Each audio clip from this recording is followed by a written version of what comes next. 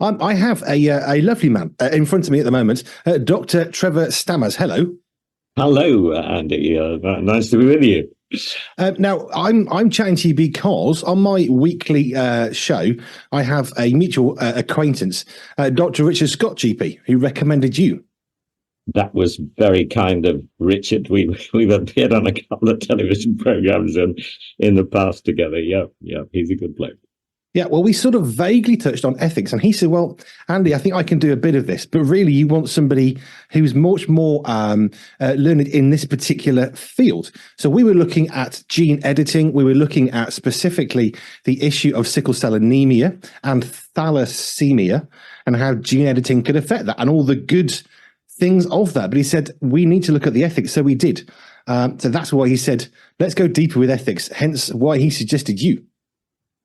Right. Well, I was a medic like Richard myself, and then I switched to academia, and so I taught ethics or moral philosophy. It's a branch of that at university for around about 10 years. So, and really enjoyed that very much. So very happy to talk about that topic.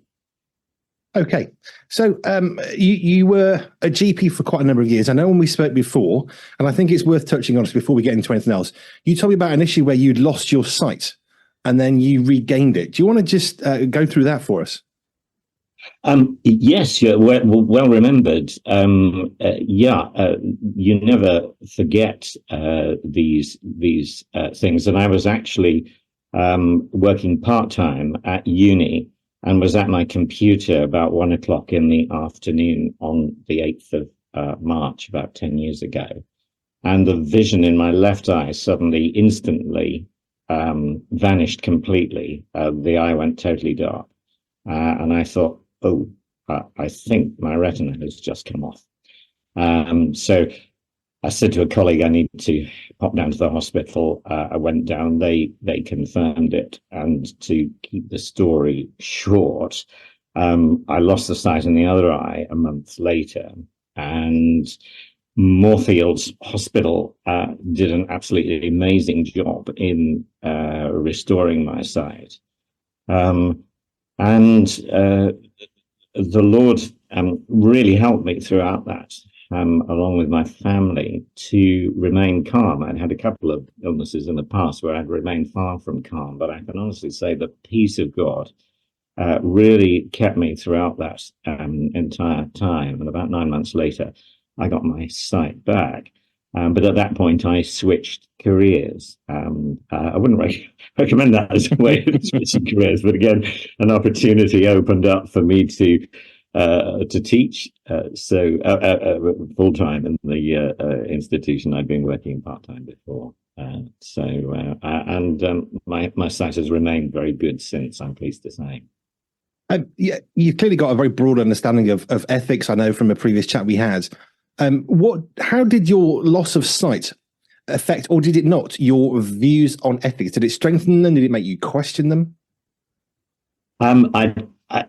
I think obviously it made me have personal questions that we all face when things go wrong about if we're followers of Christ, where is God in all this? But as I've said, paradoxically and contrary to what one might predict, I really felt his closeness in a way that I hadn't before. And I think that it just changed the pattern of my life in a way that makes me really grateful for the experience. And I did have another a doctor friend of mine who said to me, "Would you have felt grateful to God if He hadn't restored your sight?" Which is a challenging question. Yeah, we'll leave that one hanging. That's for another day. Okay, so I know we've talked about some of the things that we can discuss in regards to ethics, but I was just curious about how personal experience is like losing your sight, even if you're confident maybe it's not too bad, maybe it could come back. And clearly you've got a much wider understanding than many of us as a doctor. But those sort of things that define who we are or what we can do, it's very easy for us then, as you say, to start to question things. And it's really interesting that you felt the closeness of God more, which to me actually makes perfect sense. But I guess to some maybe that wouldn't, because then you start to say, well, why have you done this to me, God? And you're hating me, and what did I do? But actually, it makes sense to me that you start to depend more on him as we lose one of our senses effectively. Well, actually, we have a choice, don't we? We can lean more or we can push back more. Right. For every crisis, we have a choice, and if God is real, which is one of the things we'll be talking about, and some of the evidence for that, then he's real in the darkness as well as in the light. Amen to that. Right. Do you want me to go through what we've talked about, or do you just want to sort of begin on ethics? Well, you'd asked me to say a little bit about ethics, and since it's a branch of philosophy, and since my early Christian life was, I wasn't brought up in a Christian family, but I encountered a church when I was in my early teens, which was, with hindsight, I think, quite wary of philosophy. And I don't think that Christians ought to be wary of it. I know that the New Testament talks about the philosophy of this world, but those the three words at the end of this world make the point that there can be philosophy that is not of the cosmos. There is philosophy simply means lover of wisdom. And I was actually preaching yesterday, and one of the texts that I had in the sermon was from 1 Corinthians 1 verse 24, where Paul says that Christ is the power of God and the wisdom of God. And there is an absolutely beautiful picture in Proverbs chapter 8, where for the Christian reader, it seems to me absolutely clear that Jesus himself is personified as wisdom. And I just like to read a couple of verses from the end of that, where this is Christ as wisdom would see it, Christ as wisdom as many Christians would see it. And now, O sons, listen to me. Blessed are those who keep my ways, hear my instruction, be wise, and do not neglect it. Blessed is the one who listens to me, watching at my gates and waiting beside my doors. So I think, if you like, if you regard philosophy as understanding what makes the world tick, then it's important for us to do that as Christians.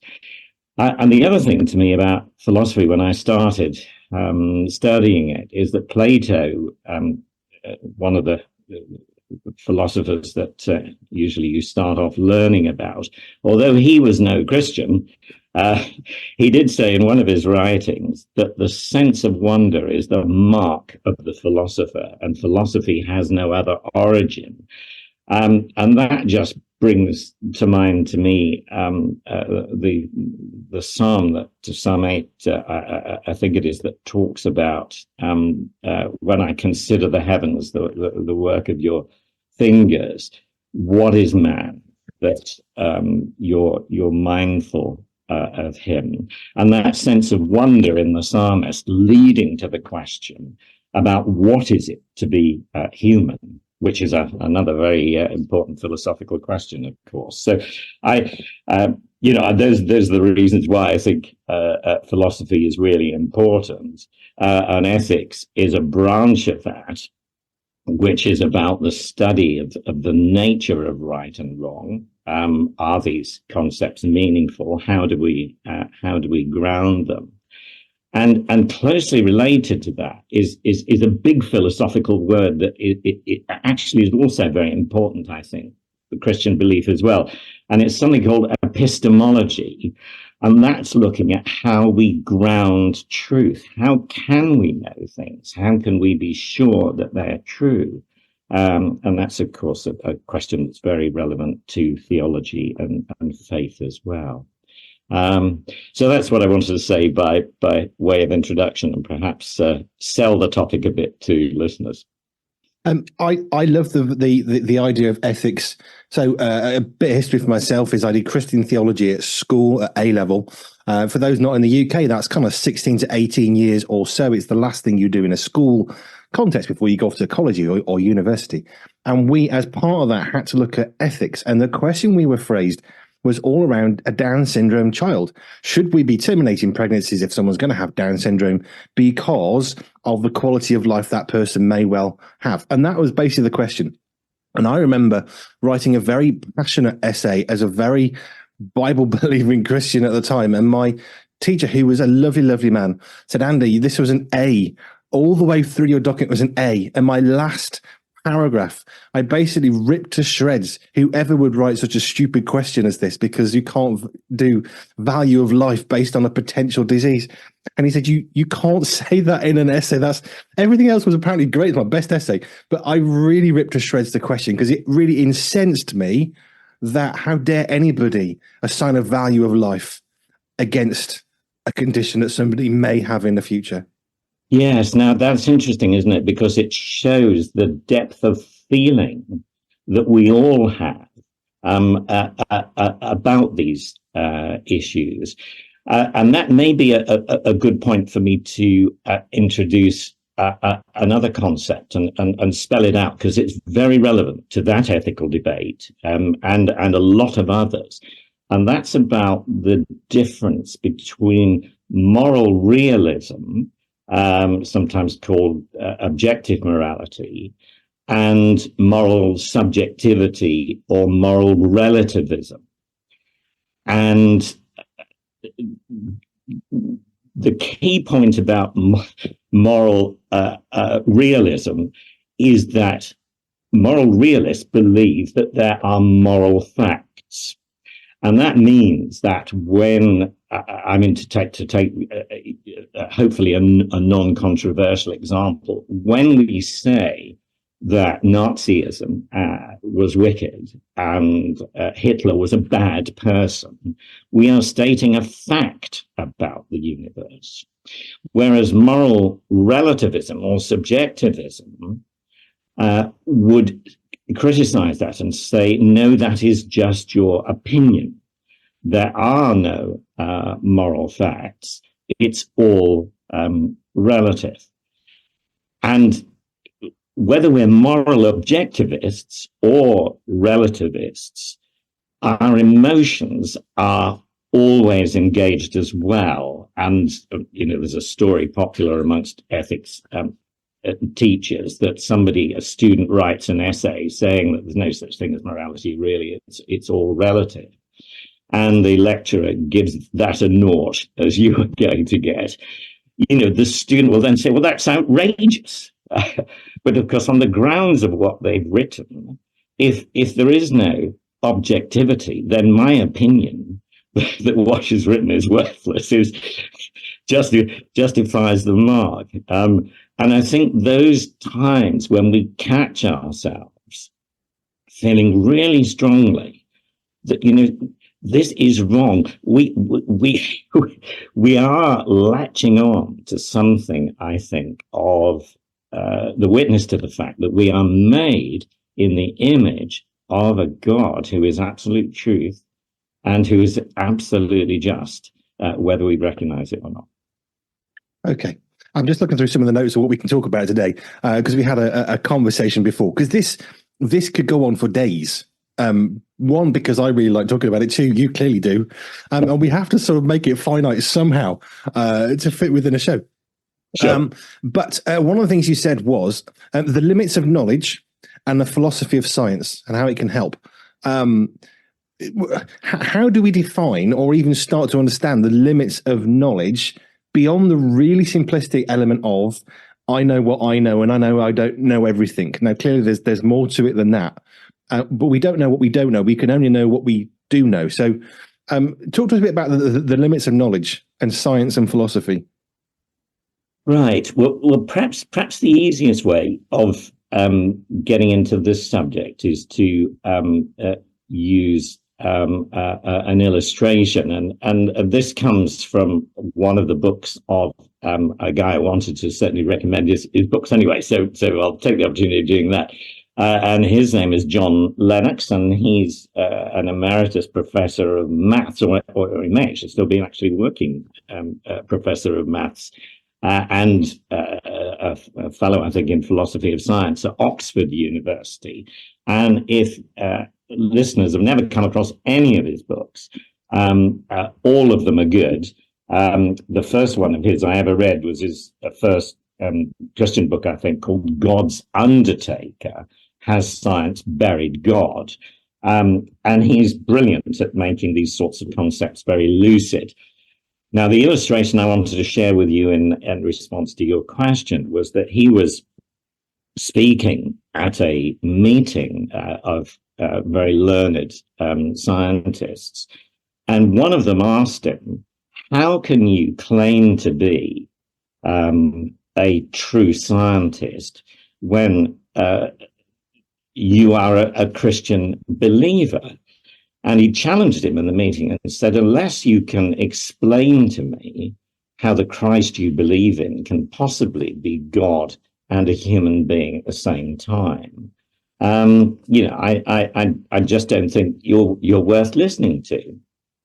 So John said to him, okay, well, I will attempt to explain that if I can ask you a much simpler question and you can answer it. So he accepted the challenge. So John said to him, can you tell me what consciousness is?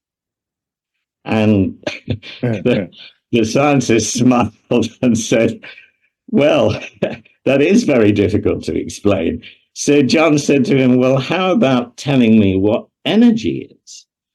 So the scientist then said, well, it's something that we can describe with equations. And I'm not very good at maths, but I think its energy is mc squared or something, isn't it? And yeah. And John then said to him, yes, we can give equations that describe it, but can you tell me what it is?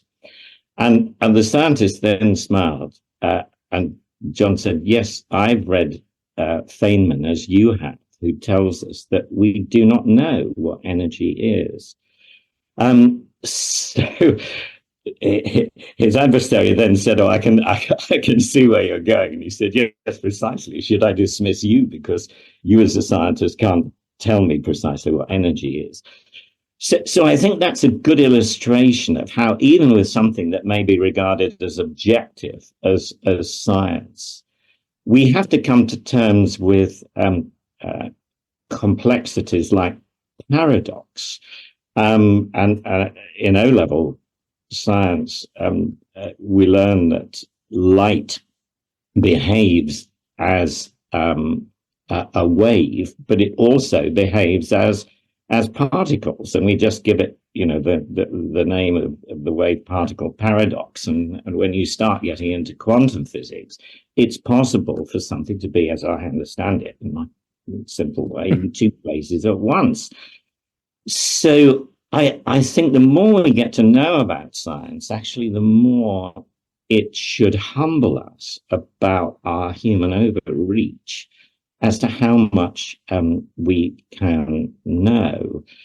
And I think where this is particularly relevant to Christianity, of course, is that we cannot know about the God who created the universe and who created us, who is spirit, unless he reveals himself to us. And even the use of he is something that has to come by revelation. So one of the things that is absolutely fundamental, I think, to Christian faith is that we do have to get to grips with Scripture, because it claims to be God-breathed, and it therefore gives us knowledge of things that we cannot otherwise know. Now, I'm not sure whether that's where you wanted to go, but that's where I've gone. I go wherever. I love these interviews because whoever I speak with, I never have a plan. I don't have a set of questions. It's just trying to get to understand the person I'm speaking with. And, you know, the odd little question as it comes up, and it's very much inspired by the person. So, yeah, there's no plan. I'm happy for it to go wherever, which is a good thing. Well, perhaps I could follow on that by mentioning Immanuel Kant, who I was going to talk about in my intro, but he sort of went by the way. Now, Immanuel Kant is regarded as being the philosopher's philosopher. He had a brain the size of a planet, and lived in Prussia, which is now part of Russia, in the 1700s. So he died in 1804.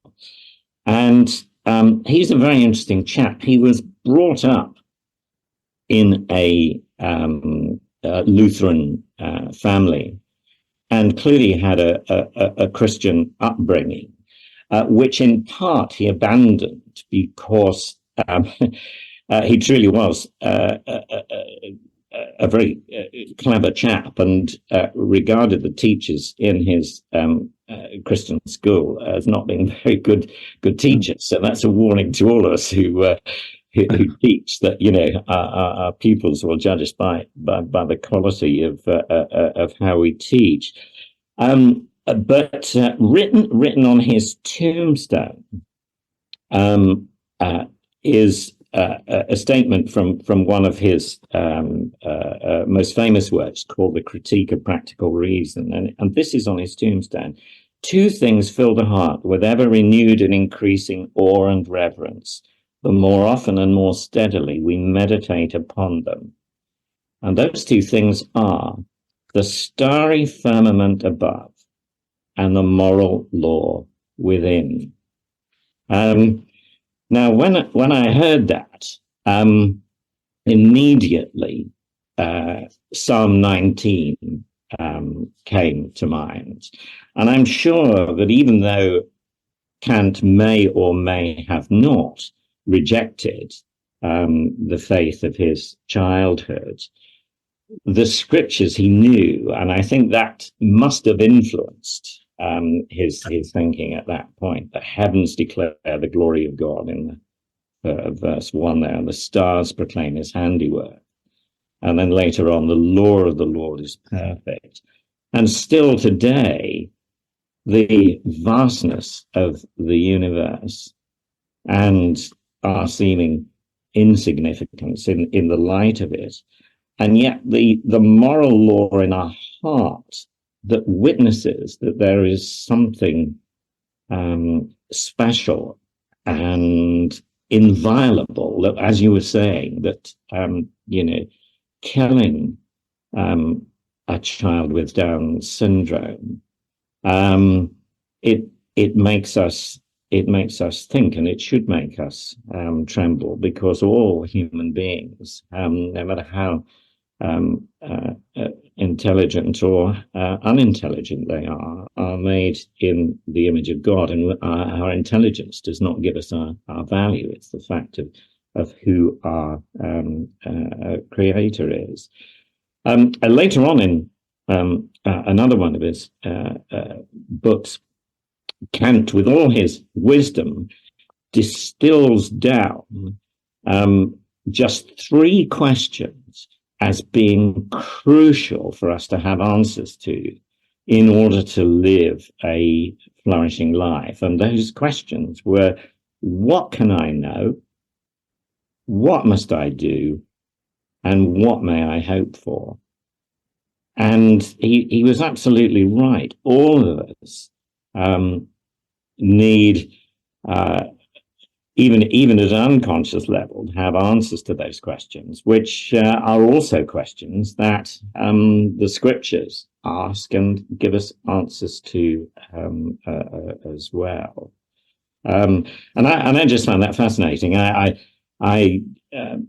don't recommend folks sort of delving into Kant as their first dabble in his philosophy, but he was a man who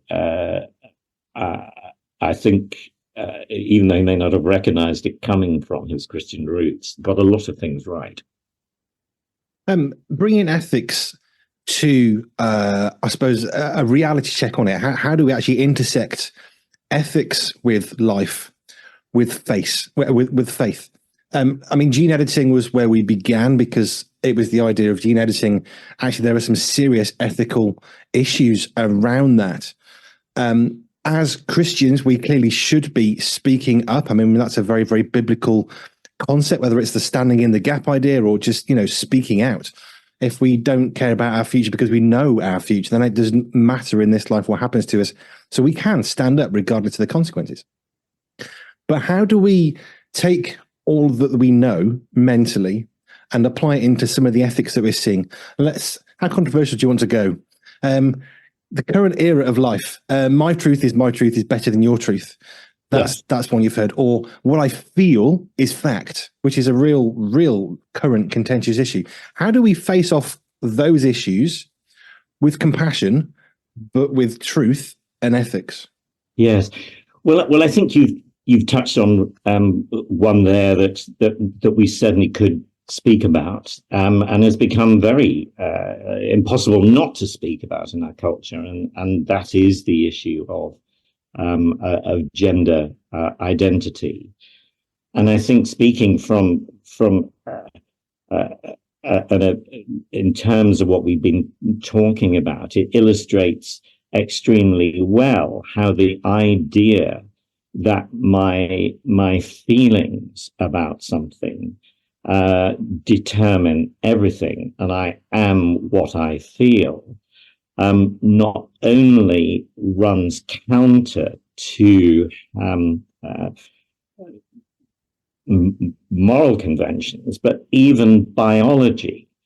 And that for anyone who is a scientist, I think, as well as a person of faith, must give us pause for thought about, where we will head if we concede that just because something feels something passionately and strongly within, that must be acknowledged as objective truth. So I find myself amazed to read the article by Richard Dawkins, and we would obviously disagree on the position of Christian faith, but he too sees this as a threat, and has been widely criticized, as I will be as a Christian, for saying that we cannot change that, and to fly in the face of biological reality is going to ultimately end in tragedy. And of course, we are seeing, I think, the beginnings of this unfolding now. But that's a topic that requires a whole program in itself. But I hope it's answered your question, although probably not the questions of many listeners, understandably. Yeah, it's one of those difficult ones. Well, if it's an easy answer, then that's fine. But if it's difficult, we'll steer away from that. We don't want to offend anybody. But actually, if we want to follow the example of Christ, if we believe in who God is, if we believe in the value of Scripture, actually, we should be willing, regardless of the consequences, to speak into situations, not in a, you're wrong, you're stupid way, but actually with, this is what I believe. So how do we better engage? I suppose we're thinking more sort of medical, and we start with the medical, so let's refine it to that. But how do we answer more or speak more into the medical community, science, research, which of course is going to push boundaries, and some of those boundaries they're going to be pushing are going to be ethical ones. Yeah, well, the words of the Apostle Peter just come into mind, that we should always be ready to give a reason for the hope that's within us, but we should do it with gentleness is certainly one of the qualities that he mentioned, and one of the things that sort of saddens me, but it's connected, I think, with being people of conviction, that we obviously should be convinced that we are right and have reason for giving it, but that doesn't give us the right to be rude or aggressive, or certainly not, physically violent towards people. And we do need to put our own house in order. And, Jesus said, I am gentle and lowly of heart. And one of the things that impresses me about John Lennox, and I did spend a couple of weeks with him on a mission team in Russia some years ago, is that he is a man of vast learning. I think he speaks about 9 different languages fluently, including Russian, for example, quite aside from his science, but a more gentle and humble person you couldn't fail to meet. So it's sometimes not just a matter of what we say, and indeed sometimes we should say less, but it's who we are, and that makes it important that on a daily basis we do our level best to stay as close to Christ as we can, because we never know when an awkward person like Andy will ask you his questions. Yeah. Okay, let's bring us back to an author that many of us probably will have heard, although for very different reasons. C.S. Lewis. We probably know him from the Chronicles of Narnia, amongst other things. But you mentioned mere Christianity, the moral existence for God, because one of the things I remember at school very clearly, it was a Christian theology A-level, and there was a Catholic school, there was a Church of England school. In our course, we had a Muslim, there were Methodists, there were people who said, I don't believe in God. And it made for some lively debates, let's put it that way, especially when we were encouraged to debate. But yeah. I remember talking about things, and someone said one day, you use God and faith as a crutch in your life, and without that crutch, you wouldn't get through. I think he thought he got me. I don't think my answer made him happy, because what I said was absolutely right. If I could find 2 crutches or 4, I'd use those as well. I absolutely use my faith as a crutch in life, because without Jesus Christ in my life becomes infinitesimally more complicated and difficult. I absolutely use it as a crutch. C.S. Lewis wrote the book Mere Christianity, amongst other things. But that idea of God, how can you say what's right and wrong? You're just saying what's right and wrong because of God. Well, yes, that's how I get my plumb line. That's my foundation. How can we speak into people? I mean, this book is one that we know. So what can Mere Christianity, the book that C.S. Lewis wrote, how can that help us? Yeah, well, Mere Christianity is a sort of collection of several books. And the first book is one that deals with the question of how living in a moral universe points to God. And the first book is called Right and Wrong, as a clue to the meaning of the universe. And although this Mere Christianity was written in the 1950s, I still recommend it to anyone who wants to try to get a grip on how Christianity can make sense in the modern world. And C.S. Lewis was a prophet. I mean, he saw into our current future with AI and so on, and the beginnings of that. But with regard to the argument in this is a clue to the meaning of the universe, there are several steps, and I need to just have it in front of me, and I won't go through all of them. It'll just give viewers and listeners a flavour. His first argument is that there must be an absolute moral law, and by that he means moral realism or moral objectivity must be true. And he says otherwise disagreements wouldn't be possible. Promise and treaty keeping would be totally unnecessary. And moreover, we wouldn't need to make excuses to ourselves for breaking that moral law. And of course, our consciences, although they can be seared, are also a witness to the fact that, there is this something inside us that makes us feel guilty, at least initially, when we do wrong. And the second point he makes is this can't be a sort of evolutionary herd instinct to protect to protect the species, because sometimes obeying it leads us to put our lives in danger. And we do feel a moral impulse to help those. He gives the example of if we saw a child fall into a stream, when it's against our own interests and we may put ourselves in danger. And then he says it can't just be a mere social convention, because judgments about the moral values of a society only make sense if the basis of the judgment is independent of that society. And he goes on to deal with various other objections. I might just take one more if I can scroll up. He also says it can't be a mere social convention. It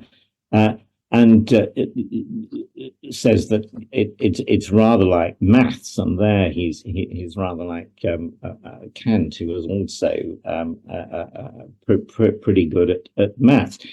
2 plus 2 equals 4 it exists outside of social convention. And to go back to what I said at the start, that Hitler was a wicked person. Even most moral relativists, if they claim to be, they're not going to counter that. So they then need to come to grips with, well, why?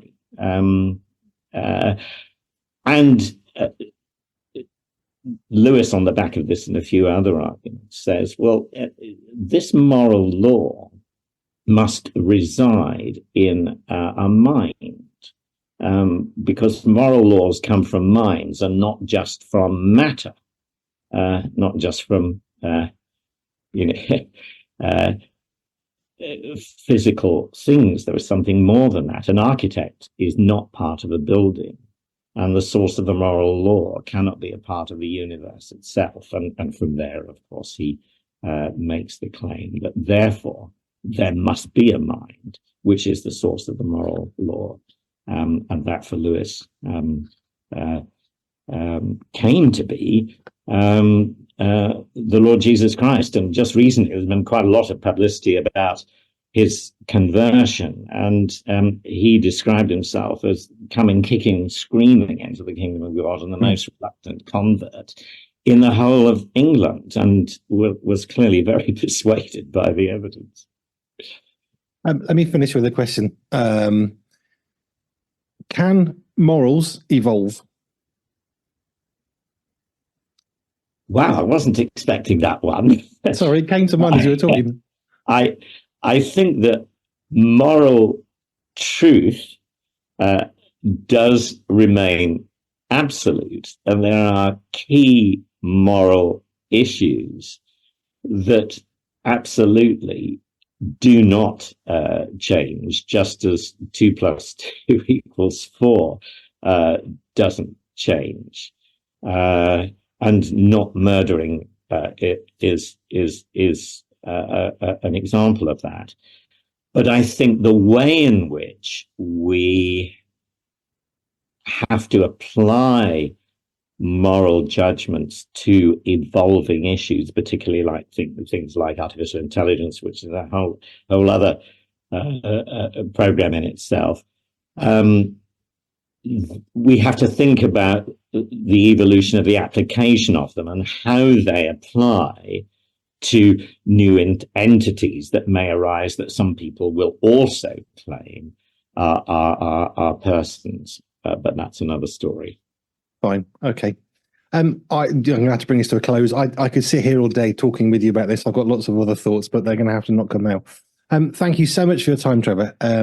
Ethics is one of those that I think we'll just take it or leave it until the point that we can't leave it, because it suddenly throws into our face something that we have to wrestle with. A classic one would be a parent who becomes old, has dementia. And one of the questions I've seen many times is, should you lie?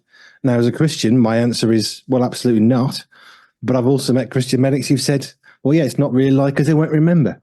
So at some point, we're going to have to wrestle with ethics. It's not something we can think, well, it's for somebody else to deal with. there is going to be a moment in our life, or many moments, where we are going to have to confront an ethical dilemma. We're going to have to enter an ethical debate, even if it's just with ourselves. Let me finish with this. How can we best prepare ourselves for what will happen at some point, in that we will have to deal with ethics, regardless of our viewpoint on it?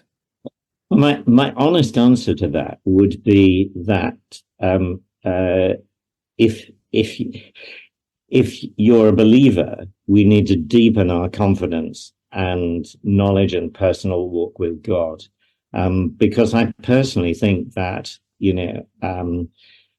difficult times are ahead. We may think they are difficult now, but if we do not have a rock on which we are basing our lives, we will crumble. And if your listeners don't yet know Christ personally, I would say start exploring, look at the evidence.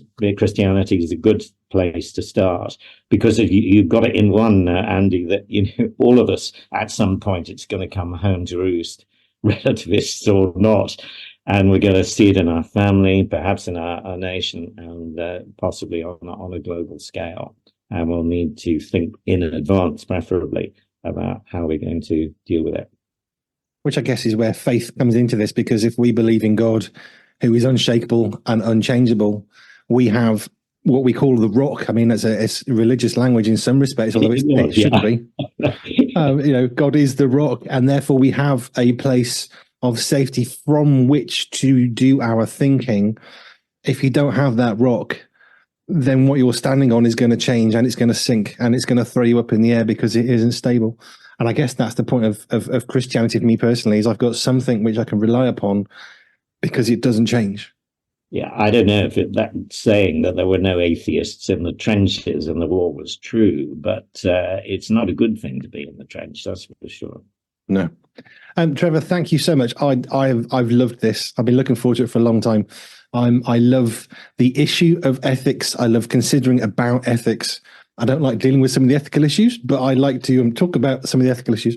So thank you so much for your time today. It's been a pleasure. Thank you.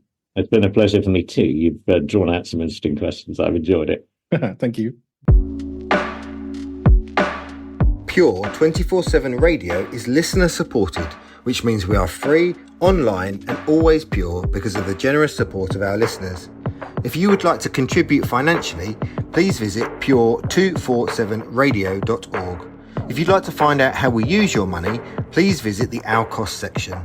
Any donation of any size will help keep us on air and broadcasting for free. Thank you.